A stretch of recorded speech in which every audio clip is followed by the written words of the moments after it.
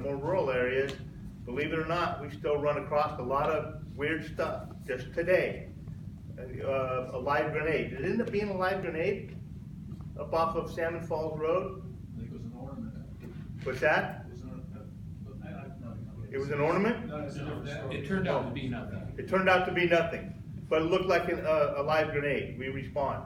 This year, over the last few years, we found all kinds of stuff from blasting caps to dynamite to AMFO to a huge cache of explosives that was part of a terrorist organization up in the forest. So it's around and that stuff shows up. Our HOT unit, our homeless outreach team, has been very successful. They've been so successful that if you become a city and you no longer have a homeless outreach team, they're going to be here instead of where we are. Our psychiatric emergency response team, where it's freeing up our deputies' time and our staff time. We actually have a deputy that is teamed up with a licensed clinical psychologist who can deal with these folks in the field that are 5150 WNI, or they're gravely disabled or unable to care for themselves or others. They're able to deal with them right there in the field, come up with safety plans with the families and friends, and deal with it there rather than take up a whole bunch of hospital time and deputy time. Canines. Canines are great. Canines are expensive. We have 4 full-time canine deputies right now. We did have 5. Jeremiah, when we lost, who did we lose? It was. When did we got they promoted? So we have 4 full canines. We have a canine on duty 24/7. They work opposite ends of the week, opposite shifts. So we always have a canine available. Another program we have that is pretty much the wave of the future, you got to have it now, is unmanned aerial systems or a drone program. They become very valuable in crime scenes, in search and rescues, in emergency operations. So, and I mentioned that list because it's just so much more to think about than just saying we're going to have our own police department and we can have however many cops we want on the street. There's much more to that question. So when that time comes that you folks determine and you're trying to make that decision which way you're going to go, I really want to be part of that conversation and be able to pitch to you, like I said earlier, an offer that you can't refuse. That's my pitch. What do you say, Chief? Ladies and gentlemen of the jury, I'm old. I worked in the field for 47 years. I've served as the chief of police in 3 cities, 3 universities, and an international airport. I get bored, but I never get bored with doing the job that a policeman is assigned to do. And when I use that term, I include deputy sheriffs. There isn't anything that the sheriff just said that isn't correct. There is a difference between the kind of policing and law enforcement services provided by a sheriff's department with county-wide jurisdiction and a municipal law enforcement service that is driven by a city council elected by residents of the community whose priorities are set by shared decision-making in that community. It is home rule. I've written all this stuff in several Facebook posts and neighborhood posts. I do not denigrate the efforts put on by either the Sheriff's Department or the CHP in trying to provide service in El Dorado Hills. I've lived here 43 years. It can be better, that's all. It can be more home rule. It can be more intense towards what the citizens of El Dorado Hills determine it needs to be. That all the things that the sheriff talked about with regard to the multitasking of a police department that's not something to be looked at as negative. That's absolutely standard in any police agency. Some things you contract with, jail services, Some things you contract with the state for DOJ lab services if you can. And you know, it is just something that is taken on by a police administrator as part of the job. About 50% of the employees of a police department are in support or detective positions. You get about half of, if you have 100, I had 100 men at West Sacramento, 100 police officers, not all men, 100 police officers. Almost 50 of them were tied up in records, detectives, and the other specialty units, K-9, traffic, and that kind of thing. So that's just SOP for this profession.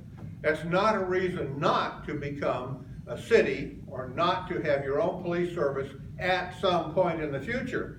I can guarantee you, I've talked to the sheriff before, he's very supportive. He'll give us an offer for a contract service that I'm quite sure we can afford. And then we determine. If we say we want to have 10 or 15 patrolmen for 45,000 people every 24 hours, then that's what we pay for. But that's a decision made by our city council, our mayor, however it's organized. You know, this is not brain surgery. This has been going on 500 times in the state of California. There are 500 cities. There's only a couple, 3, that don't do some contracting. There are only a half a dozen or so that contract with the sheriff's department for all of their police services. So there's a lot of different ways to handle it.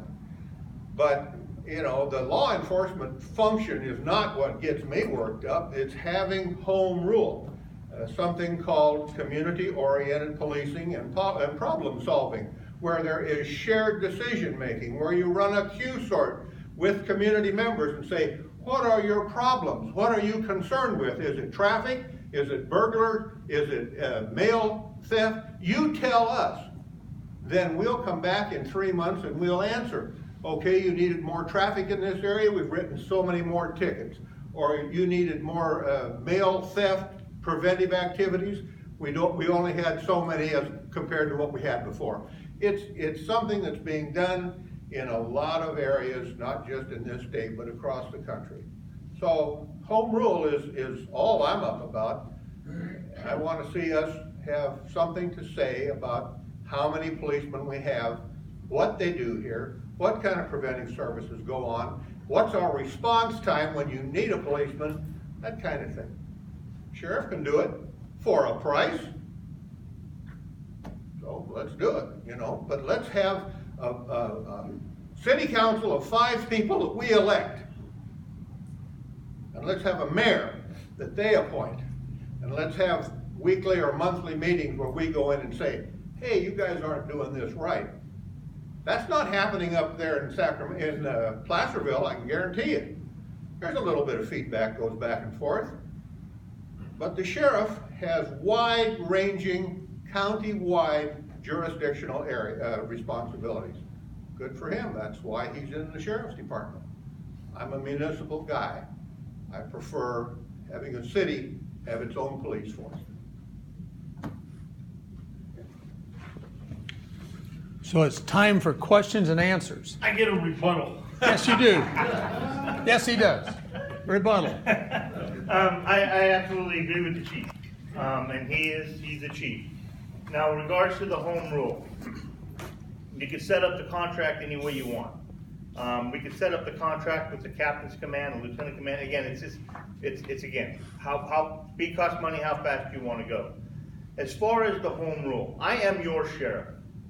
You elected me. I work for all of you. I don't work for a city manager. I don't work for the CAO. I don't work for the board of supervisors. I work for all of you. And I think we've been pretty darn responsive to the needs in El Dorado Hills. Whenever you've had an issue, we've jumped on it. We've done everything we can to get ahead of it. Whenever you've wanted to talk to me, we've been responsive. We've done numerous city town hall meetings in the area. As a matter of fact, before I forget, this Friday, day after tomorrow, at 6 o'clock in Placerville, we used to do them in every supervisorial district, but we would literally have 4 or 5 people show up. And it was I guess that's good. I guarantee if there were big issues, the room would be full. So the rooms weren't full, so that was a good thing. But we're gonna have another one, and we're gonna have it in Friday night, 6 o'clock, at the Oregon Room at the fairgrounds. And we're gonna give an overview of the entire agency. Every division, from our support services division is gonna give a presentation, our custody division is gonna give a presentation, and our operations. I'll open it up. Each one of them will get up and go over their divisions and each unit within their divisions. And then I will close, and we'll have a Q&A time after that. So I encourage you, if you haven't seen that on our Facebook account, to go ahead and come on up there Friday night at 6 o'clock. But back to the home rule. I think we have been extremely responsive, and we try to every community in the county. I brought back the resident deputy program. We don't have a resident deputy in El Dorado Hills because it's not really conducive to that type of program. You're a big community, but we do have a sergeant command down here that you have. He is your sergeant, Sergeant Lewis, who deals with different issues that come up in the community, and if they start to go up the chain, then we'll have a community meeting over it. But I think we've been pretty responsive. Now, also on that home rule issue, the chief talked about a city council that you elect and a city manager or a mayor or whatever model that you decide to have. I'll go back to my first statement. I work for you. You're the ones that elected me. A chief of police is hired by the city and does what the city manager and the city council tell them to do. Yeah, they are elected by you, but there's still that other steps in there. So, and again, it's what the city, eventually the city of El Dorado Hills wants. It's whatever you want. If you want your own police department, God bless you. But I just want to make sure when that time comes that we're at the table so that we can at least be part of the conversation, so that you can understand what the different cost trade-offs would be to contracting with your sheriff's office or starting your own police department. That's all. Now we go to Q&A? Yeah. You want to rebuttal for that, Chief? No, you all right? All right. Yes, sir. It sounds like whether you're a city or not, you're willing to provide the service. So if people here determine that they wanted more, quote, home rule, and that we're willing to pay for it, I guess you could hire another deputy or two to be specific to this area. Absolutely. Right now, we work within the budget constraints of the county. I mean, if we want to get into that discussion right now, it's a bear. Since I've been your sheriff, every year I've been asked to provide a status quo budget. Status quo, which includes, including plus statutory increases. But we've still been able and managed to grow a little bit. And I'm not growing for the sake of growing. I want to make that very clear. When I came into office in 2011, we took a whole bunch of cuts right off the bat. We went from 400 and I believe 24 down to 373 that fast. We were at 373 for quite some time. We're at 386 now. Kind of weird, in 2003, the staffing level was 373. County's grown, calls for service have grown, everything has grown. But we stayed static for a long time. We've just now started to go up a little bit. That was through school resource officers. We got through a grant, an elder abuse detective through a grant, agreements on moving money around to start an interdiction team to combat some of the issues going on, different things. But that's how we've become that to 386. Right now we're in the middle of the budget process. We're playing the same games that we always play. I'm promising $1.2 million in salary savings again. Was asked to cut another $400,000 out of services and supplies. We did. So we're budget driven. Depending on what the city, if El Dorado Hills becomes a city, what their budget and what portion of their budget they're gonna use for public safety. Now, when that time comes, and the chief will tell you this as well, don't be shocked. Public safety is one of the it's the largest draw on your general fund, because there is very little state and federal programs for us. We're almost all general fund. So it will be the largest single drain on your budget. That's nationwide. That's nothing new, but I just be aware of that when that time comes. That's not a negative, that's a statement of fact. Well, it's a statement of fact, and you have to understand, well, of course, I'm biased. It can be a negative if you can't generate the revenues Oh, sure. and the projections, okay? If you have a financial analysis, which Steve's trying to get money for, okay? And it comes out that, hey, you know what? You've got to build 2 million square feet of property, commercial property, and 8,500 homes, then it all works out.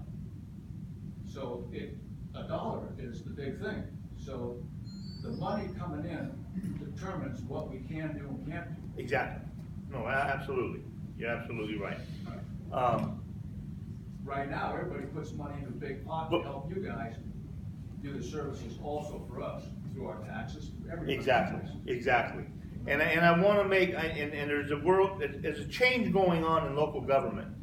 Now, I was always raised, and of course I'm biased, but the first role of local government is public safety. Without public safety, nobody wants to live here, nobody wants to work here, nobody wants to raise their kids here. Your economy goes to nothing if you don't have decent public safety.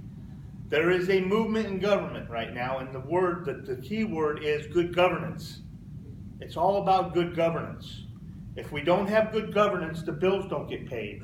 If we don't have good governance, we can't process this permit. If we don't have good governance, we can't process this contract. Well, that's all fine, and that's great, and I agree that you gotta have good, lean, efficient government. But not government that's efficient for government. Government that's efficient for the community. But the bottom line is, public safety needs to come first. You can shut down all of government for 90 days. Shut down all the other departments for 90 days. What's gonna happen? You're gonna have a few people that are ticked because they couldn't get their permit processed, or they couldn't get their marriage license, or whatever it was. You shut down your police department or your sheriff's office for 90 days and see what happens. Or the fire department. But your public safety is your first role of local government. Yes, sir. This is directed mostly to the chief, but I'd like your input as well. Chief, one of the arguments that has appeared both on the Cityhood web pages and comments on Nextdoor is the only way we can make Cityhood work here in El Dorado Hills is if we pretty much outsource everything. Now, you are arguing, I think, if I heard you correctly, that we can outsource some things to the sheriff, but you would like to see our own police force here in El Dorado Hills for certain things. I guess I find that sort of the opposite end. If it's going to be cheaper to outsource everything because we're not going to have to buy our own cards, we're not going to have to set up our own communication system, we're not going to have to provide building assets for jails or to bring people for whatever reasons. I don't think money is the sole issue.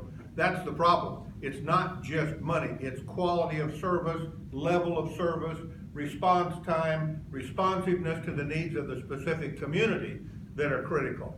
There are certain parts of many law enforcement agencies that are outsourced. I can't imagine this, if we became a city in 2020, having a police department in 5 years, probably not 10. I think the county and the sheriff would respond with a contract that was responsive to the needs of the community as we determine it. That's the critical point for me. But it's not money to me is not the issue. Public safety and responsiveness to what the community needs are the issues for me. If we go to an outsourced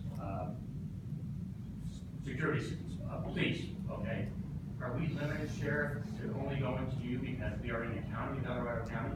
Is it a possibility of joining up with Folsom Police or some other, or Sac County or anything else? You're not limited by me. You can go to Folsom, you can go to another police department. I wouldn't allow a sheriff's office in. I think there's some difficulties going cross-county lines.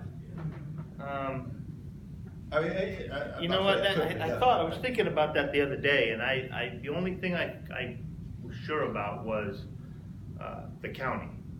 Was another police agency, the chief may be right, but I think if it's contiguous, I think that they can. I may be wrong, but I believe that they can. And then it puts you in a better spot for negotiation. But we're here. And It's we always know good to have- we it's know always good to have choices, and. It is. We go with you, and we probably will want to go with you, but if I say, hey, Folsom's bidding on it, and you lower your prices, that's always good for us. Right.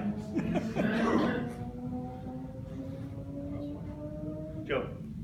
This is a little bit off the topic, but could you make some comments regarding gang activity in the area?